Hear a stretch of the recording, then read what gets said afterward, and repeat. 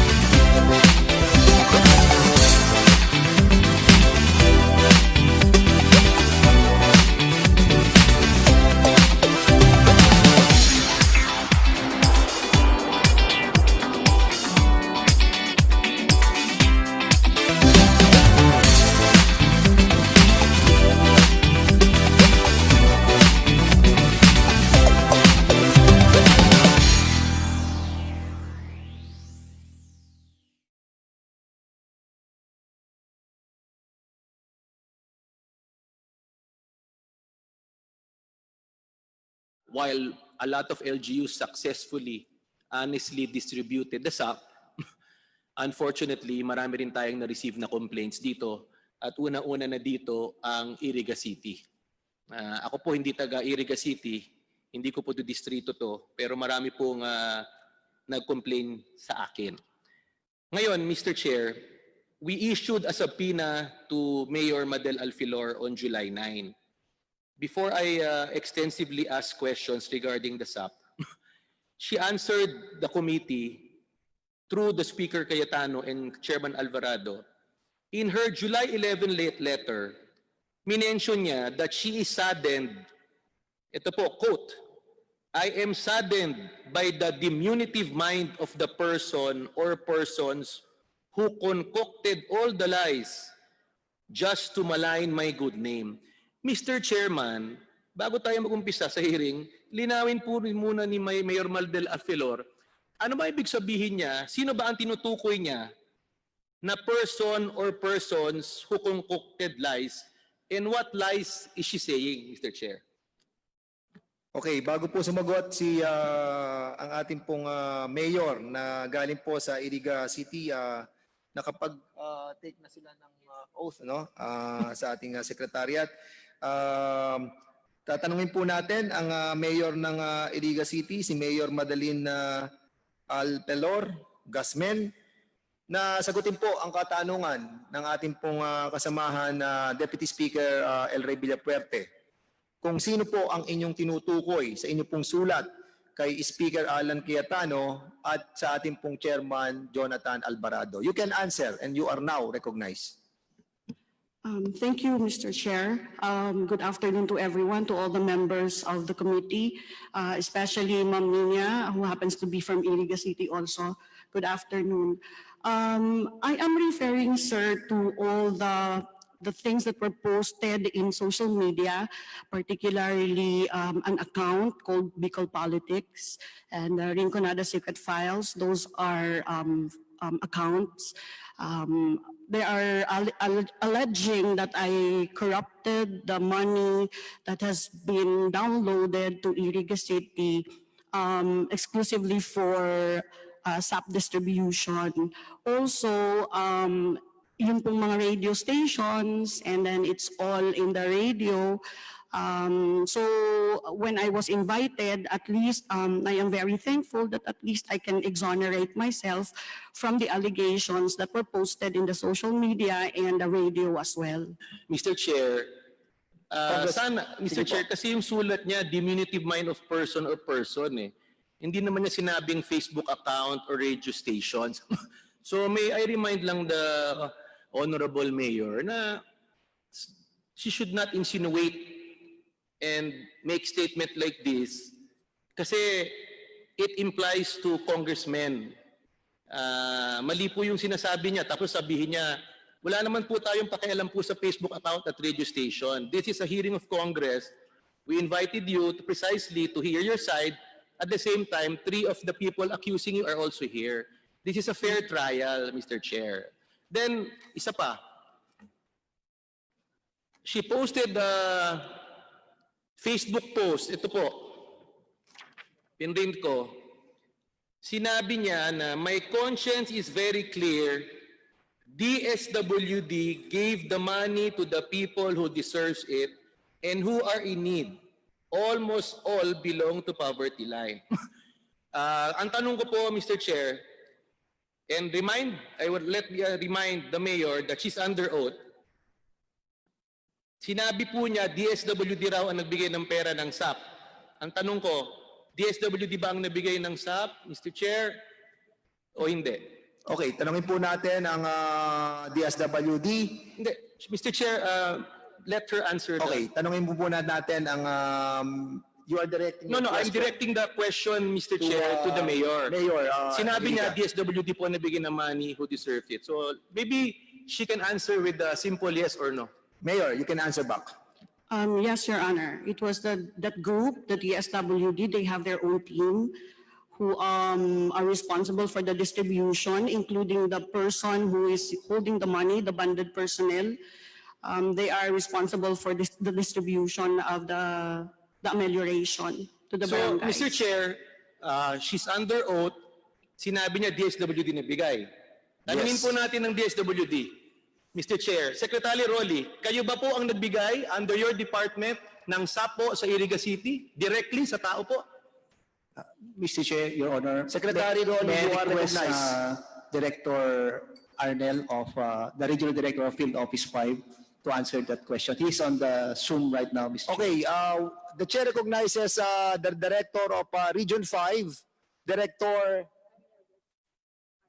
Arnel Garcia. You are recognized. Please answer. ng S.A.P ay ito po ay allocated sa LGU at ang LGU po ang nag-allocate po ng S.A.P.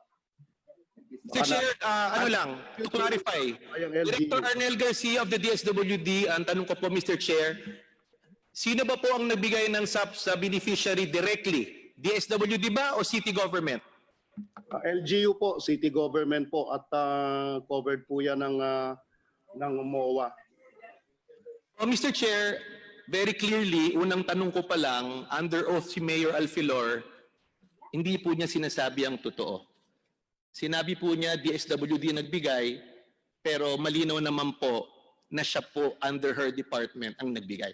So I'm just laying the ground na first question ko pa lang po ay hindi na po siya nagsasabi ng totoo.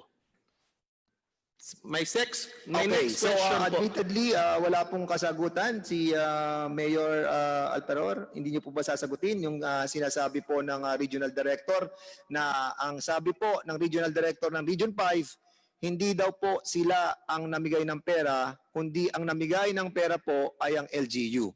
Pero ang alegasyon, ang sinasabi po ninyo, kayo po, ang nagbigay po ay ang Region 5. So maaari po kayong sumagot o maaari hindi po kayong hindi sumagot. You are recognized, Thank you, Mayor. Mr. Chairman. I just want to explain how the system works in Iriga City.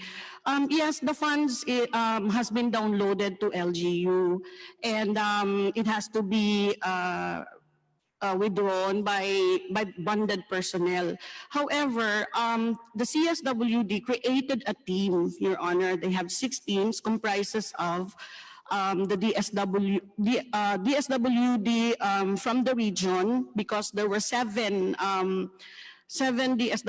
social workers, 7 social workers from the region.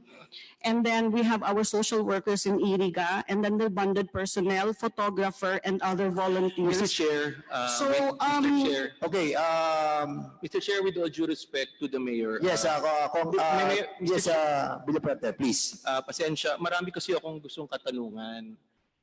Ang tanong ko lang po, under oath, kung DSWD nag-distribute, sabi niya, oo, dininay naman. So, let's move forward kasi alam naman po ng lahat na ang nag-distribute si city government. Ating sa lang ng oras nila ang publiko. Simple lang yung tanong ko.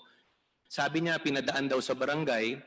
Maybe pangalanin na lang niya kung sino mga barangay captain ang ina-allege niya na nag-distribute ng SAC form sa mga teacher. You can answer po kung sino po Mr. yung mga Chair, barangay. kung saan po sila nag-apply, if the respective barangays po, doon po sila nag-apply. Ano pong pangalan?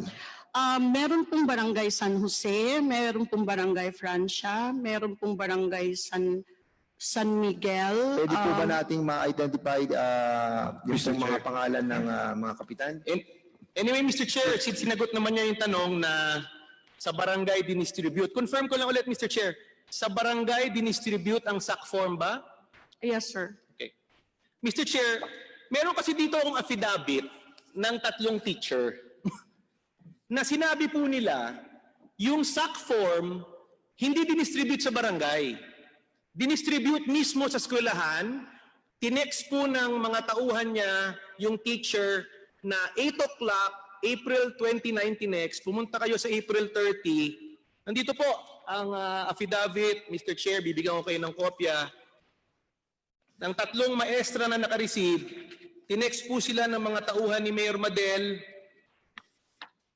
Sinabi, pumunta kayo 8 a.m. sa UNEP at dadating si Mayor Madel ng 1, siya ang magbibigay ng SAP. Tanungin ko ulit si Mayor Madel, pagkakataon ulit, ikaw ba nagbigay ng SAP? Hindi po, Your Honor. Okay. Mr. Chair, sinertify rin dito sa affidavit na to na 8 o'clock binigay yung SAP. Ang ginamit ay Xerox copy ng SAC form in violation of the DSWD circular. Hindi pinadaan sa barangay. Section Memorandum Circular 4 as per the MOA clearly states house-to-house distribution. The barangay personnel shall accomplish the SAC. Sabi ko lang, Mr. Chair, from the start up to now, nagsisinungaling po ang mayor. Nandito po yung 3 teacher na naka-affidavit po sila na hindi barangay ang nagbigay sa kanila. Una.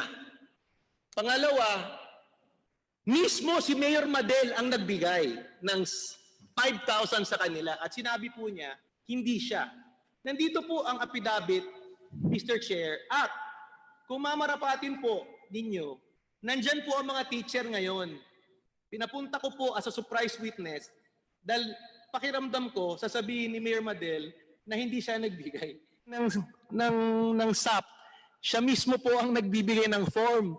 So, parang may amnesia. Pakita ko lang to kanina na siya nagbibigay, tapos sinasabi niya hindi siya nagbibigay. Pakiulit nga yung pakita yung namimigay siya ng SAP form na walang mask. Yung number 1 to 9.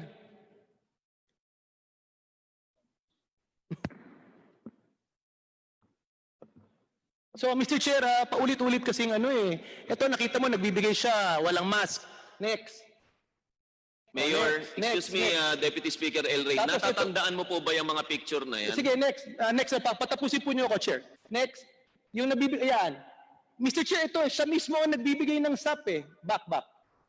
Sa Facebook account niya po namin ito kinuha Back. Siya, siya mismo nagbabahay-bahay Tapos sasabihin niya, hindi ko alam yan. Anyway, Mr. Chair, malinaw naman siguro by now, ang publiko, alam naman na nagsisinungaling si Mayor Madel. Kanino ko pang pinapatunayan yan. Anyway, balikan ko na lang yung tanong. Sabi kanya yan, di siya namimigay, pero yan po, testigo, ikaw namimigay. Galing po sa Facebook account mo yan. Anyway, ang tanong ko po, Mr. Chair, kung meron siyang binigay ng kamag-anak, sabi niya, hindi niya alam, may tanong po ako, kamag-anak mo ba si Ronald Felix Alfilor na dating mayor ng Iriga? Maybe yes or no lang, Mr. Chair, para I have a follow-up Mayor? Your Honor, he's my brother. Okay. Opo. Kilala mo ba ang asawa ni Ronald Felix Alfilor at pakisabi ng full name ng asawa ni Ronald Felix Alfilor? Mayor? Grace Alfilor, Your Honor. Anong middle name po, maiden name ni Grace? Lastrilla, Your Honor. So, Mr. Chair, si Ronald Felix Alfilor is married to Grace Lastrella Alfilor. Ngayon, kamag-anak po ni Mayor Madel, by marriage or affinity, a certain Armand Martires Lastrella. Pakipakita nga ng picture. Ito po si Armand Martires Lastrella, na brother-in-law po ni Ronald Felix L. Pilor, na kapatid po ni Mayor Madel, ay isang taga Naga City, hindi taga Iriga. And yet, nag-receive po siya ng SAP sa Iriga City. Pakikita, next slide. Ito po ang SAP form, He's from Iriga, sir. Chairman.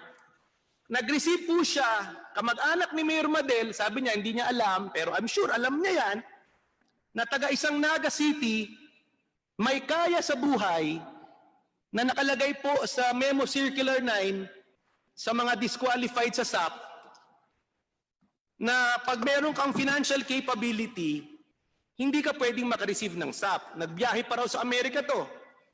Kamag-anak ni Mayor Madel at hindi taga Iriga City. Mr. Chair, tanungin ko lang si Mayor. Sinabi niya, hindi raw niya alam. O ngayon alam mo na. Hindi ba as Mayor of Iriga City, you are responsible by the doctrine of command responsibility? You signed the MOA. Ikaw nag-sign ng MOA. Hindi po ang ibang tao. Ikaw po ang mayor. Ikaw po ang nag-liquidate. Ano po ang masasabi mo na isang napakaraming tao, binigyan niyo po ng SAP na hindi qualified? Mayor? Your Honor, I would like to repeat, hindi po ako ang nag-a-approve. Hindi po ako ang pumipirma ng application. Hindi po ako gumagawa ng payroll. Hindi ko po talaga alam yan. I really don't know anything about that. And kung qualified naman siya, bakit po hindi siya pwedeng bigyan, if ever? Mr. Chair, So I'm just reiterating, Your Honor, na hindi ko po talaga alam yan. Kaya nga po may grievance committee. That's the reason why all these lists were all posted in the barangay hall so that people can see as to whether they are qualified or not. So if they have questions, they can usually go directly to the grievance committee of the DSWD region. And then the grievance committee will decide as to whether they are disqualified or not. And usually po, pag may disqualify, sinasabihan po ng social worker from the city na they have to return the money. So that's the reason why there's a grievance committee, Your Honor. malinaw po dito. Fully accountable po ang LCE. Ang ibig sabihin po ng LCE, para maintindihan ng publiko, Local Chief Executive. Ikaw po yun.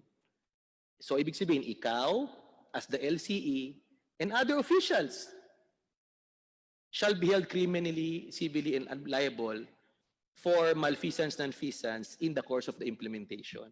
So, hindi pwede sabihin, Mr. Chairman, na kasalanan ni barangay captain, kasalanan. Kasi malinaw po, nagpirma siya dito eh. My question is, do you now accept that you are criminally, civilly, and administratively liable for all acts of malfeasance, nonfeasance, misfeasance done in the course of the implementation of the provisions promulgated therein? Mayor? No, Your Honor. Mr. Chair, siya pumirma nito eh. What is the point of a MOA? What is the point of a MOA? What is the point of her signature if she will not honor it? Nandito ang publiko yun. So, ano ibig sabihin nito? Basura pa po ba ito? No, Your Honor, I should also be given Mr. due I have the process, floor. Your Honor. Excuse me, Mayor. Maghihintay po kayong tawagin ko po kayo o kaya tawagin po niya yung pangalan. We are po niya. giving the Honorable Mayor due process by answering eh. Nandito po nakikinig. Ang dami nga niyan trolls eh. Sinasabi, we support Mayor. Ang point ko is, you signed the MOA. You read the MOA. You know how many pages is the MOA. And you're saying you're not accountable? Mr. Chair, this is a clear violation of law. She signed something that she's saying now she's not liable. Anyway, your word does not matter that you did not, you will not honor this eh. Because Mr. Chair, she signed this. So she's criminally and civilly liable. So, sinasabi ko lang to, Mr. Chair, that since the start of the hearing, walang ginawa kundi magsinungaling po ang mayor. At sinabi po niya kanina, nung may official kausap po kayo, Chair, tinanong ko siya ikaw ba ang nagbigay sa UNEP, University of Northeastern Philippines, na pagmayari ng pamilya mo ng S.A.P? Sabi niya, hindi. Kaya, Mr. Chair, meron po tayong surprise witness dito, 3 teacher. Nandito po, ang 3 teacher na nakareceive ng S.A.P sa UNEP na mismo si Mayor Alpelora nagbigay. So, Mr. Chair, may I ask the committee to conduct an oath to the 3 additional witnesses, Mr. Chair. I so move. So, nandito po yung witness na yan. Mr. Chair, kung pwedeng ma-recognize si Ms. Josil, papakonfirm ko lang kung totoo yung sinabi niya sa affidavit niya na nakareceive siya ng text para pumunta sa UNEP. Una, pangalawa, kung pinafilapan sila ng social amelioration form sa UNEP bilang pagpatunay na hindi po yan finilap sa barangay dahil sinabi po ni Mayor Madel, finilapan raw sa barangay. Then thirdly, sinabi rin ni Mayor Madel, hindi siya ang nagbigay ng pera. And tatanong ko kay Josil mamaya, i-confirm ko sa kanya kung mismo si Mayor Madel ang nagbigay ng S.A.P sa kanya. So Mr. Chair, maybe we can recognize Ms. Josil. Yes, Ma'am Josil. Yes po, Mr. Chair. Ma'am, tanong ko lang para ulitin ko. Totoo ba na nakareceive ka ng text na pumunta ka sa UNEP ng April 30? Yes po, Your Honor. Kanino po galing yung text, ma'am, Mr. Chair? Sa co-teacher ko po. Co-teacher. So pumunta ka po dun sa UNEP ng umaga. Anong oras ka po dumating po doon? 8 o'clock po, Your Honor. Pagdating mo po sa UNEP po, ano po ang ginawa nyo? May nagbigay ba ng SAC form or ano ba? Binigyan po kami ng SAP form po, Your Honor. Sino po nagbigay ng SAC form sa inyo? Si Ma'am Bian Arcea po. So teacher po ang nagbigay. Secretary of College of Education, Your So Honor. gusto ko lang ipaalam sa publiko kay Chairman DSWD na di ba ang usapan sa circular dapat LGU official or barangay captain. In this case, ang nagbigay ng SAC form ay isang opisyal ng pribadong sektor, eskwelahan. So violation po yan. Then, ano oras po dumating si Mayor Madel doon sa eskwelahan? 4 p.m. po, Your Honor. 4 p.m. Sinabi kasi kanina, ewan ko kung nanonood kayo, narinig mo ba na sinabi ni Mayor Madel na hindi siya nagbigay ng SAP sa'yo? Narinig mo ba? Yes po, Your Honor. Nanonood ka ba sa Facebook kanina? Yes po. Anong sabi ni Mayor Madel na nung tinanong ko po siya, ikaw ba mismo ang nagbigay ng SAP? Ang sabi niya, hindi. Narinig mo po ba? Okay, ulit po, Your Honor. Narinig mo ba kanina yung nanonood ka sa Facebook na sinabi ni Mayor Madel na hindi siya nagbigay ng SAP sa inyo? Yes po, Your Honor. You're under oath, nasa publiko nanonood, mga taga-Iriga, buong Pilipinas. Tatanungin ko, si Mayor Madel ba mismo ang nagbigay ng pera sa'yo? Yes po, Your Honor. So Mr. Chair, clearly nagsinungaling po si Mayor Madel. Thank you, Josil. Next, gusto ko lang pong tanungin si Dory Kadag to corroborate, Mr. Chair, to confirm, to corroborate yung statement po ni Josil. Ma'am Dory, ano po ang trabaho niyo sa UNEP?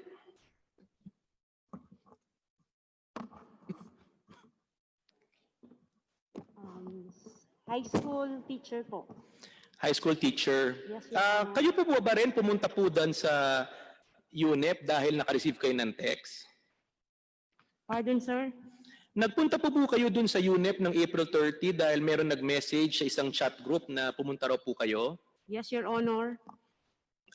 Bakit raw kayo pinapapunta? Ano raw meron doon sa UNEP? Yung sabi po dun sa group chat namin that we should, meron po kaming blessing from admin. Blessing from admin. So hindi sinabi na galing kay Mayor Madel. Wala pa po. Anong naramdaman mo nung nakita mo si Madel? Bigla na lang dumating. Yung ano ko po is, bakit po nandun? And morning po, we signed the SAP form. Nung morning, nag-sign kayo ng SAP Opo. form. Tapos, makukonfirm mo ba dumating siya more or less 4 o'clock doon sa UNEP, yung sinabi ni Josil? If I'm not mistaken po, from 3 to 4 po sila dumating. So, around that time. Yes po. Tapos, ikaw ba nabigyan ng SAP? Yes, Your Honor. Magkano nabigyan ng SAP sa'yo? 5,000 po. Sino nagbigay ng SAP sa'yo? Si Mayor Madeline Alfelor po. So, Mr. Chair, malinaw, sabi niya kanina, hindi siya nagbigay at dahil pangalawa na po ang witness niya sabi. Ang tanong ko lang, nung na-receive mo yung SAP, may pinapirmahan ba sa inyo? Yes, Your Honor. Ano yung pinapirmahan? Payroll, receive, Payroll po. Then they have 3 pages. 3 pages. Opo. So, ang tanong ko lang, nung nalaman ba ng City Hall Mayor Madel na maghihiring dito, may ginawa bang hakbang ang City Hall na papirmahin kayo na ibalik yung SAP? Pardon? May tanong ako, di ba may balita na pinapatawag ang mga teacher ng UNEP na naka-receive tapos pinapapirma sila na binalik daw yung pera? May nabalitaan ba kayo doon? Nagpirma ka ba? Yes, Your Honor. So alam mo na nagpapapirma na ng refund. Ikaw ba pinapirma ng refund? Opo. Pero may tanong ako, nung pinapapirma ka, ano sinabi mo? Dala mo ba yung 5,000? Nagastos mo ba? Sabi ko po doon is, one of my co-teacher po, nagsabi po na we need to go to City Hall po. After po nung ano po kayo yung last niyo pong session. Yung after na nag-hearing kami, bigla na lang pinatawag kayo ng City Hall. Opo. Dahil- One of my co-teacher po, sinabihan ako na pumunta daw po kami ng City Hall to return the 5,000. Sabi ko, wala pa naman po akong pera. Tapos sabi nung one of my co-teacher, pumunta ka na lang ngaya dun. So, Mr. Chair, malinaw po na dito ang DSWD na si Mayor, pinatawag sila para ibalik after the hearing.